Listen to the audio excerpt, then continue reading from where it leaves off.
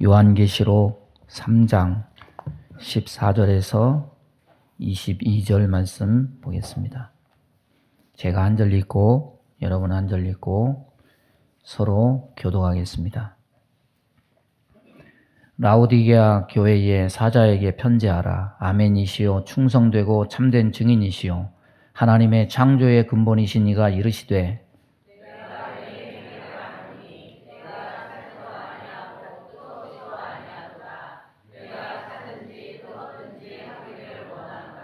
내가 이같이 미지근하여 뜨겁지도 아니하고 차지도 아니하니 내 입에서 너를 토하여 버리리라.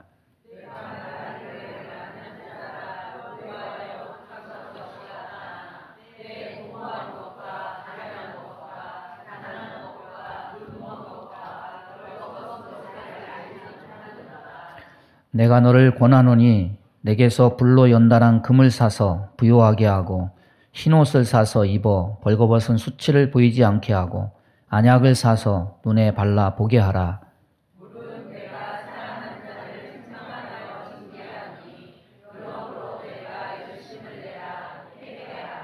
볼지어다 내가 문 밖에 서서 두드리노니 누구든지 내 음성을 듣고 문을 열면 내가 그에게로 들어가 그와 더불어 먹고 그는 나와 더불어 먹으리라.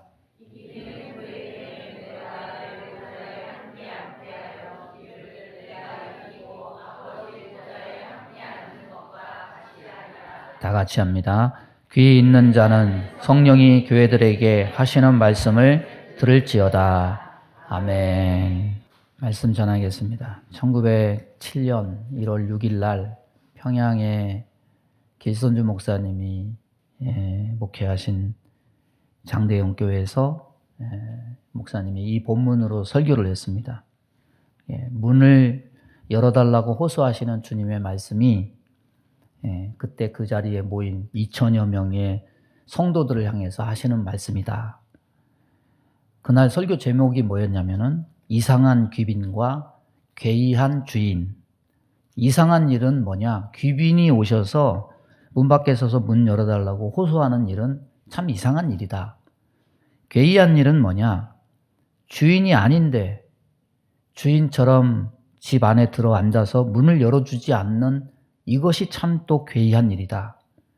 그런데 그와 같은 괴이한 주인이 누구냐? 바로 이 예배의 자리에 있는 저와 여러분이다. 이렇게 설교를 한 겁니다. 지금 성령이 오셔서 우리들 마음 가운데 들어오시기를 원하는데 아직도 우리는 마음의 문을 잠그고 있다. 우리가 마음 문을 열기만 하면, 회개하고 마음을 깨뜨리기만 하면 주님이 우리 마음에 들어와 계셔서 우리에게 은혜를 주실 것인데 아직도 마음이 완고해서 아직도 마음 문을 열지 못하고 있다. 여기저기서 탄식이 나오고 통해하는 소리가 나왔습니다. 그리고 눈물바다를 이루고 성령이 강하게 임재해서 신자들 마음에 예수님이 들어오게 됐고, 그것이 뭐가 됐느냐? 한국교회의 부흥, 회개운동의 시작이 여기서부터 시작이 된 겁니다. 어제가 무슨 날입니까? 3.1절 106주년이래요. 근데 1907년을 기점으로 하면은 3.1절은 그때 당시엔 미래죠. 12년 뒤의 미래였습니다. 길선주 목사님이 1919년 3월 1일 만세운동을 주도한 이 기미 독립선언서를 작성한 민족 대표 33인 중에 기독교를 대표하는 한 사람입니다. 그런데 그때 태화관에서 모이기로 한 날짜에 가야 되는데 이 목사님이 전국에 부흥 집회가 너무 많아가지고 바빴어요. 그래서 일단은 내 도장을 가지고 가라 빌려줬습니다. 약속한 날짜에 도착하려고 했는데 기차가 늦게 도착하는 바람에 참석하지를 못했어요. 그런데 이 목사님이 자진해서 경찰서에 가서 나도 도장을 찍었으니 나도 체포해라. 그래가지고 만세운동 주도자로 1년 8개월의 옥고를 치렀습니다. 여러분, 이 길 목사님은 29살 때 예수님을 영접했습니다. 40년 동안 380만 명에게 복음을 전하고 3,000명에게 세례를 베풀고 800여 명의 목사, 전도사, 장로를 세우고 60여 곳에 교회를 세웠어요. 우리 민족의 해방의 빛은 이 사람들의 마음에 예수님이 들어오신 이후에 일어난 일입니다. 100년이 훌쩍 지났죠? 그동안에 우리는 해방됐고 전쟁을 치르고 분단이 됐어요. 이 모진풍파 잘 견디고 극복하고 살아남을 수 있었던 것은 예수님이 우리 민족의 마음 가운데 들어오셔서 함께 하셨기 때문입니다. 요즘 신문의 이슈가 우러전쟁 종전협상입니다. 트럼프하고 젤렌스키가 종전협상하려고 만났어요. 그런데 신문에 나온 사진이, 처음에 나온 사진이 트럼프하고 젤렌스키 대통령이 아니고 회담장에서 우크라이나 대사의 모습이 나왔는데 절망하는 표정의 모습. 손으로 얼굴을 감싸고 너무 괴로운 표정을 지으면서 야, 이거 어쩌냐, 완전히 망했다. 이런 모습이었습니다. 왜 그랬습니까? 트럼프하고 젤렌스키 대통령하고 고함을 치면서 싸웠대요. 트럼프가 젤렌스키한테 도발을 합니다. 뭐라고 도발을 했냐면 니들은 우리가 도와주지 않으면 이틀 만에 니들은 다 끝났어. 왜 우리가 지금까지 니들을 위해서 그렇게 많은 돈을 써야 돼? 우리 돈 못 내니까 전쟁 끝내. 그랬대요.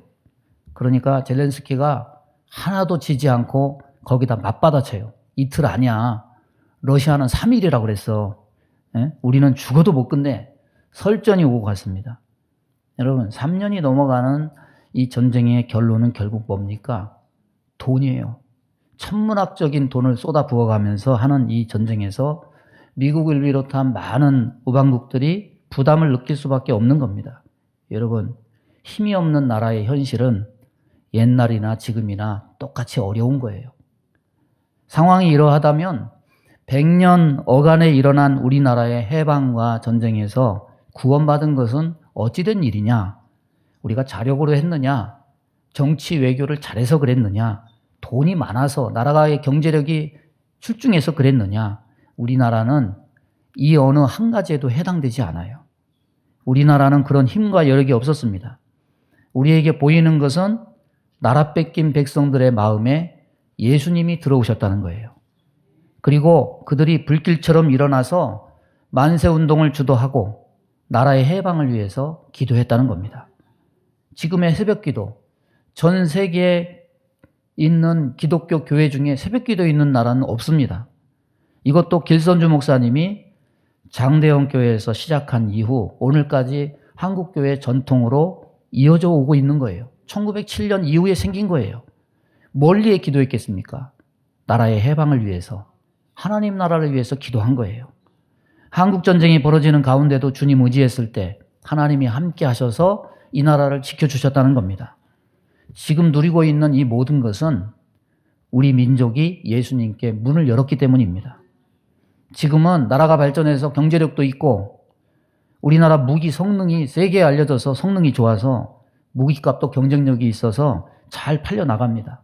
그런데 안타까운 건 뭡니까? 예수님께 열려졌던 그 마음이 점점 닫혀지고 굳혀지고 작아져가고 있다는 사실이죠. 사람의 심령의 마음이 예수님께 열려야 가정도 살고 교회도 살고 나라도 삽니다. 이것은 지난 100년간의 우리나라 역사가 이것을 증명해 주는 겁니다. 정말 아슬아슬한 순간들이 많았지 않습니까? 그러나 우리 민족과 함께 하신 주님께서 이 모든 것을 극복할 수 있도록 은혜를 주셨습니다. 이 은혜가 끊어지면 안 되고 줄어들면 안 되고 우리의 다음 세대가 이어받아서 계속 되어야 돼요. 오늘 우리의 심령이 좁아졌다면 주님을 향해서 활짝 열리고 우리의 심령이 열린 상태로 하는 기도를 통해서 이 나라가 회복되고 하나님 은혜로 더 유지될 수 있는 은혜가 있기를 바랍니다. 유명한 화가가 있죠. 월리엄 홀맨 헌트라는 사람이 그린 그림인데 예수님이 문 밖에 서서 문을 두드리시는 그런 그림입니다. 그런데 여기에 그림을 잘 보면 문고리가 없습니다. 우리는 선이든지 악이든지 마음의 문을 여는 책임을 자꾸 누구에게만 지우려고 하는 그런 습성이 있습니다. 죄를 지을 때는 사탄 때문에 그렇다. 사탄에게 전가해요. 주님 앞에 나와서는 자기 스스로 문 열 생각 안 하고 마음의 문을 여는 책임을 주님께 있는 마냥 주님께 떠넘기는 경우가 많아요. 그런데 성경은 마음의 문은 그 누구의 것도 아니라 인간의 것이다. 이것을 분명히 말해줍니다. 창세기 4장 7절에 보면 내가 선을 행하면 어찌 낯을 들지 못하겠느냐. 선을 행치 아니하면 죄가 문에 엎드리느니라. 죄의 소원은 내게 있으나 너는 죄를 다스릴지니라. 이런 말씀이 있습니다. 죄악이 우리를 삼키느냐? 우리는 정말 죄악에 대해서 힘이 없어서 무방비 상태냐? 그렇지 않다는 것을 여기 말씀해요. 죄가 문에 엎드리느니라. 여기 있는 문은 다른 문이 아니에요. 인간의 마음의 문을 얘기합니다. 그래서 죄의 소원에 대해서 마음문 열지 말고 죄에 대해서 마음문 굳게 단속하고 죄를 받아들이지 말아라. 이런 말씀입니다. 죄악이 우리를 삼킨다고 할 때 죄악은 주체적인 입장이 되고 우리는 삼킴을 당하는 수동적인 입장이 되어서 아무런 힘도 쓰지 못하고 망해버리는 그런 것이 아니에요. 사람이 스스로 마음을 열지 않으면 죄악은 우리를 삼킬 수 없습니다. 마음문은 인간의 주체적인 겁니다. 그러나 죄악에 대해서 마음을 오픈할 때 죄가 우리를 삼키는 것이 아니라 우리가 죄를 삼키는 거예요. 성경은 이것을 분명히 말합니다. 잠언 19장 28절 보면은 망령된 증인은 공의를 업신여기고 악인의 입은 죄악을 삼키느니라. 따라서 해보겠습니다. 악인의 입은 죄악을 삼키느니라. 죄를 삼키는 것은 죄의 유혹에 넘어가고 죄를 인간이 선택한다는 거예요. 그래서 창세기의 태초부터 뭐라고 말씀하시느냐? 죄의 소원은 내게 있으나 너는 죄를 다스릴지니라. 마음 문을 열고 닫는 것은 너에게 있다. 사람에게 있다. 인간에게 있다. 비록 사람이 죄의 유혹에 약하지만 죄를 다스리라고 말씀하심을 통해서 우리의 마음 문은 아무리 죄악의 세력이 강하다고 해도 강제적으로 열 수 있게 할 수 없는 인간의 고유의 선택이요 권한임을 알게 합니다. 마음의 문은 유혹이라는 것을 거쳐서 죄악에 대해서 오픈되는 과정을 드러내지 않기 때문에 마치 죄악이 인간 삶의 전체를 자의적으로 삼켜버리는 것처럼 보이지만 그렇지 않다는 거예요. 인간이 마음 문을 여는 단계를 거치지 않고는 죄악은 인간의 마음에 들어올 수 없어요. 죄악이 들어오고 나가는 것에 대한 인간의 주체적인 권한에 대한 말씀은 예수님의 말씀에서도 동일합니다. 가늠한 여인을 향해서 예수님이 용서를 선포하심과 동시에 뭐라고 말씀하십니까? 가서 다시는 죄를 짓지 말라 말씀하십니다. 죄악에서 굴러먹던 사람에게 과연 죄의 통제권이 있을까 생각할 수 있지만 마음문의 권한은 인간의 것임을 상기케 하는 신뢰입니다. 사람 마음이 연약해서 죄에게 문을 열게 되겠지만은 결과적으로 열고 닫는 것은 인간이라는 거예요. 그러면 예수님은 믿는 자의 마음에 마음대로 출입하실 수 있지 않는가? 마음문을 열지 않으면 죄악이 들어올 수 없는 것처럼 또한 성령께서도 마음문을 열지 않으면 우리에게 들어오실 수 없습니다. 각 사람이 예수님을 왕으로 인정하고 모셔드리고 환영하지 않으면 예수님도 인간의 마음에 강제해서 들어오시지 않습니다. 오늘 말씀에서도 그것을 증명해 줍니다. 볼지어다 내가 문 밖에 서서 두드린다. 누구에게 주시는 말씀입니까? 자기 백성이 아닌 자들에게 주시는 말씀이 아니라 라오디게아 교회 성도들에게 하시는 말씀이에요. 우리는 주님을 영접하고 받아들인 성도는 주님이 영원토록 거하시고 마음대로 왕래하신다고 생각하지만 이 말씀 속에서 주님은 라오디게아 교회 성도들의 마음에서 쫓겨나셨다는 것을 보여줘요. 성경은 우리 마음에 대해서 인간이 언제나 주체적인 입장을 가지고 있음을 말씀하고 있다는 것을 보여주고 있습니다. 여러분, 사도 바울이 고백하죠. 오호라 나는 공고한 사람이로다. 이 사망의 몸에서 누가 나를 건져내랴. 마음으로는 성령의 사람이 되기를 원하지만 언제나 우리는 죄악에 믿기 유혹에 약한 우리의 모습을 우리는 보게 돼요. 하나님을 선택해야 되는데 하나님과 은혜의 말씀을 선택하지 않고 사단의 꾀에 빠져서 세상 유혹에 굴복해서 죄에 대해서 마음문을 열고 하나님을 저버리는 이 결과를 보고 탄식하는 거죠. 저와 여러분이 누구에게 죄의 책임을 전가하거나 내 마음문을 예수님께 열지 못하는 것을 전가하지 말고 스스로를 돌아볼 수 있는 은혜가 있기를 바랍니다. 요한계시록 2장 3장 소아시아 지방에 있는 7교회에 대해서 소개합니다. 우리가 아는 에베소 교회를 제외하면은 이 많은 교회들은 사도 바울의 전도를 통해서 은혜 받은 자들이 퍼져서 개척한 교회들입니다. 이 7교회는 이 세상에 존재하는 모든 교회를 유형별로 나타냅니다. 어떤 교회는 칭찬을 받고 어떤 교회는 칭찬과 책망을 동시에 받습니다. 그런데 이 라오디게아 교회만이 칭찬은 한마디도 듣지 못하고 책망만 받은 교회였습니다. 왜냐하면 오늘 본문 말씀 보면 라오디게아 교회 성도들의 마음에서 쫓겨나신 예수님의 모습을 보여주기 때문입니다. 여러분, 겉으로 보면요 별로 크게 잘못된 게 없는 것 같아요. 왜냐하면 교회가 고린도 교회처럼 서로 쌈박질을 해서 덕을 세우지 못한 것도 아닙니다. 도덕적으로 타락해서 그런 것도 아니고 이단에 빠진 것도 아닙니다. 그렇기 때문에 겉으로 보면 한 번쯤은 주님의 칭찬을 기대할 만한 교회인 것처럼 보입니다. 그런데 사람 보기는 그렇지만 주님이 보시기에는 칭찬할 만한 구석이 한 군데도 없어요. 그래서 여러 교회 중에 유일하게 칭찬 한마디 받지 못하고 책망만 받는 교회가 되었습니다. 그런데 스스로는 어떻게 생각합니까? 그들은 스스로 부자라고 생각했습니다. 우리는 부족한 것이 없다고 생각했습니다. 이만하면 나를 따라올 자가 없고 모든 면에 넉넉하고 이만하면 잘 믿고 있다, 이렇게 생각했습니다. 이 모든 것은 어디에서 온 것이냐? 환경적 판단에서 온 거예요. 라오디게아 교회는 환경이 좋은 데였어요. 은행이 많아요. 경제의 중심지였습니다. 의류 산업이 발달했습니다. 특히 양모, 양털로 짜은 이 직물이 유명해가지고 그 양모는 부드럽고 매끄럽기로 유명해서 사람들이 찾는 그런 거였습니다. 또 라오디게아는 의학이 발달했습니다. 눈, 귀, 이것에 관한 약들과 의술들이 발달했습니다. 얼마나 유명했던지 다른 도시에서 사람들이 눈 치료, 귀 치료를 하려고 몰려들었습니다. 그러니까 물질적인 풍요를 누리고 있었기 때문에 하나님께 아쉬운 것이 없었어요. 열심히 기도해야 될 일도 없었습니다. 자신들의 재력으로 모든 것을 할 수 있다고 생각했습니다.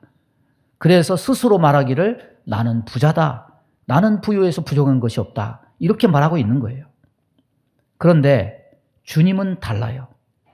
주님은 첫째로 그들의 무지에 대해서 책망하고 있습니다. 발전된 의술로 안지를 고친다고 하지만은 영적으로는 눈이 멀었다고 말씀합니다.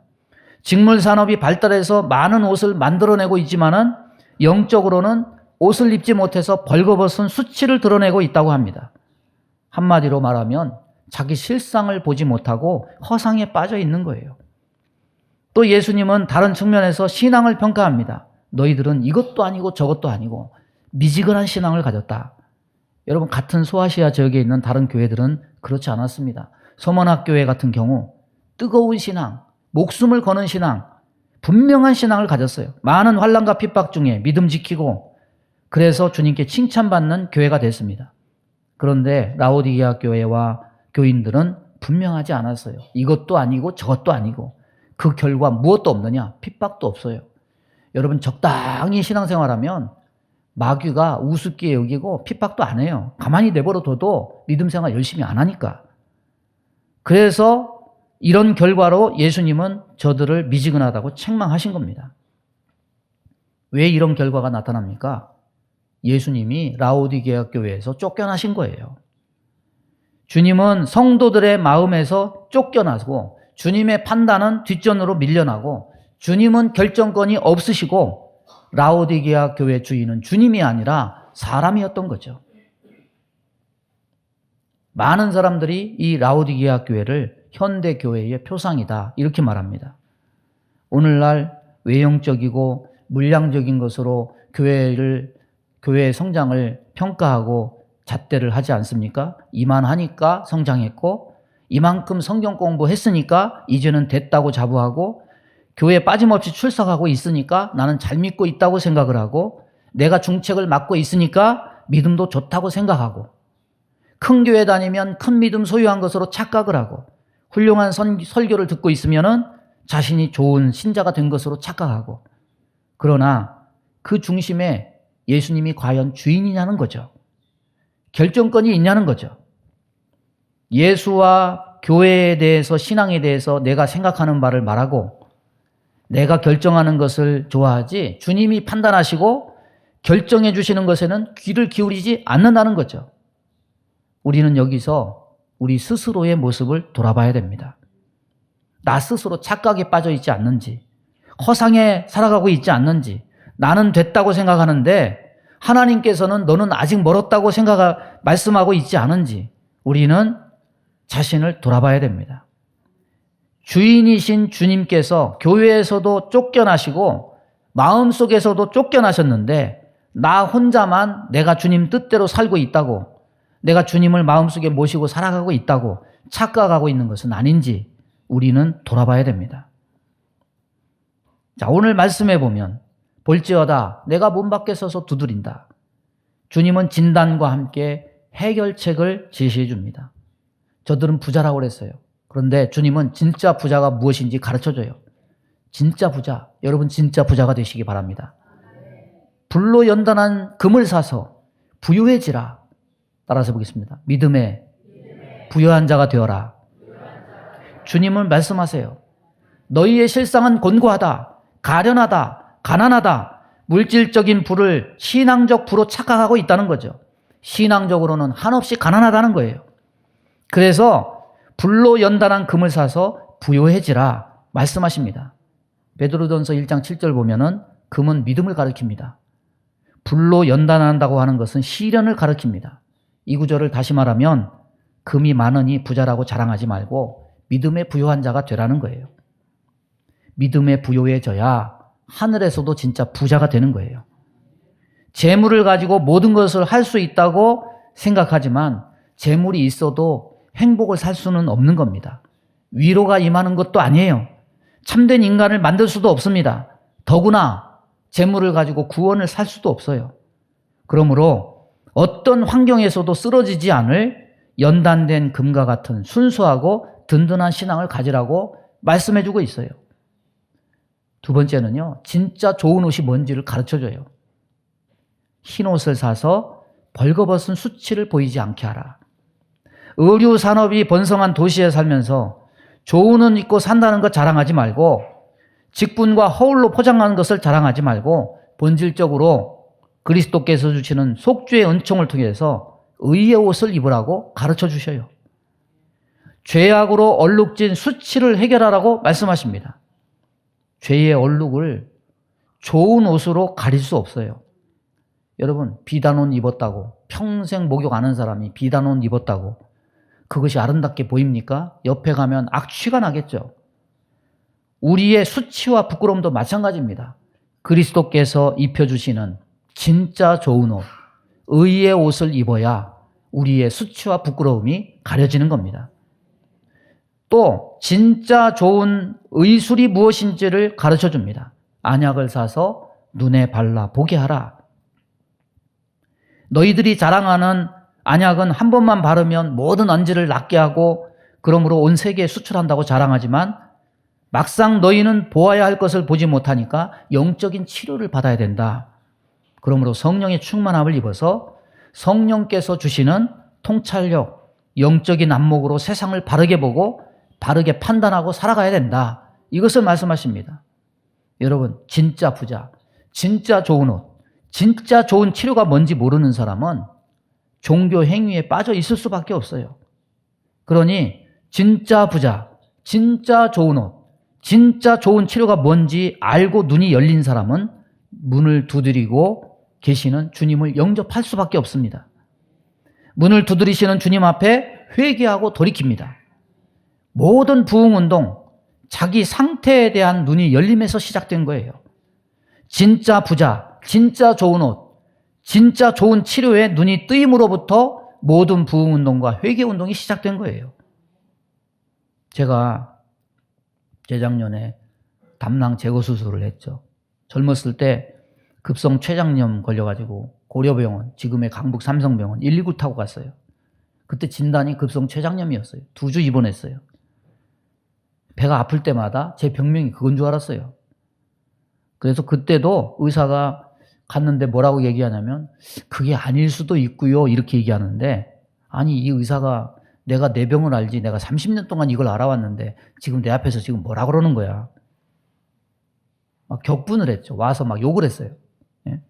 근데 그 다음에 가서 사진을 보여줘요. 뭘 보여주냐면 담낭에 여러 개 돌이 있는 사진을 보여주니까 제 입이 다물어졌어요.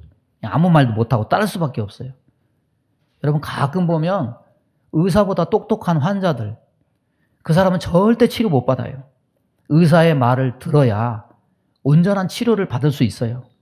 우리의 영과 육을 치료하실 분은 예수님밖에 없습니다.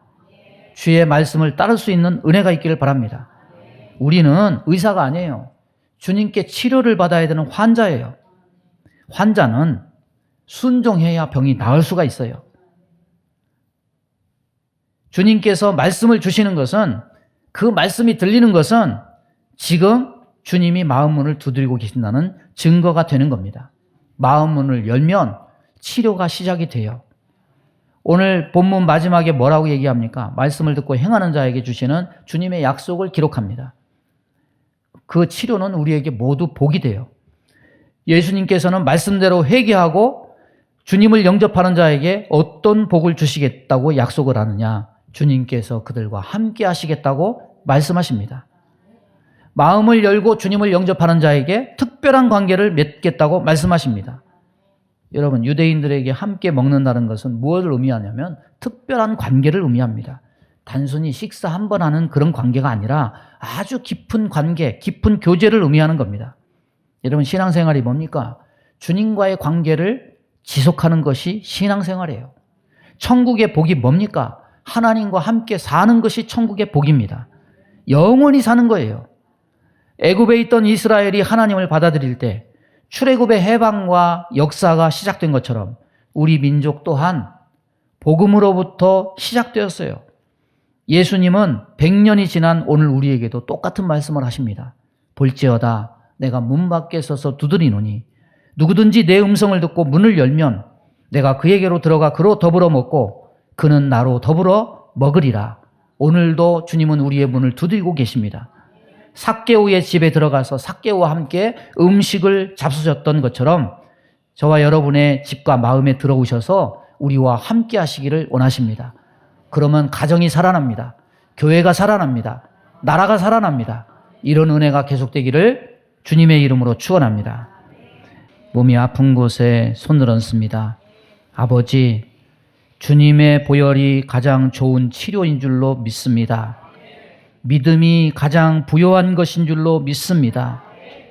의의 옷이 가장 화려한 옷인 줄로 믿습니다. 오늘도 이 사실을 믿고 주님께 마음을 열고 주님으로 위로받고 기쁨을 얻는 귀한 성도 되게 하여 주옵소서. 아버지, 죄악에는 마음의 문을 닫고 예수님께는 마음의 문을 활짝 열어서 은혜가 임하고 구원이 임할 수 있도록 인도해 주옵소서. 이 나라의 분열됨을 우리는 가슴 아파합니다. 주여 이 나라를 치료해 주시고 하나 되게 하여 주옵소서. 우리의 모든 가정과 심령을 치료하여 주옵소서. 우리 마음 가운데 원망, 불평, 시기, 질투, 미움, 다툼, 이간질하며 불순종, 불신앙케 하며 불안, 조조, 염려, 근심, 두려움을 주는 모든 어둠은 다 떠나갈지어다. 가정에서 몰아내 주옵시고 교회에서 몰아내 주옵시고 이 나라에서 몰아내 주옵소서. 아버지, 몸이 연약한 곳에 손을 얹고 기도합니다. 손을 얹는 곳마다 보혈로 씻어 주옵소서. 성령의 불로 태워 주옵소서. 예수 이름으로 명하노니 모든 병만은 다 떠나갈지어다. 우리 함장로님 손을 붙들어 주셔서 회복되게 하여 주옵소서. 우리 박은자 원사님 붙들어 주셔서 모든 것을 이길 수 있도록 강한 체력과 은혜를 허락하여 주옵소서. 예수님의 이름으로 축복하며 기도하옵나이다. 아멘.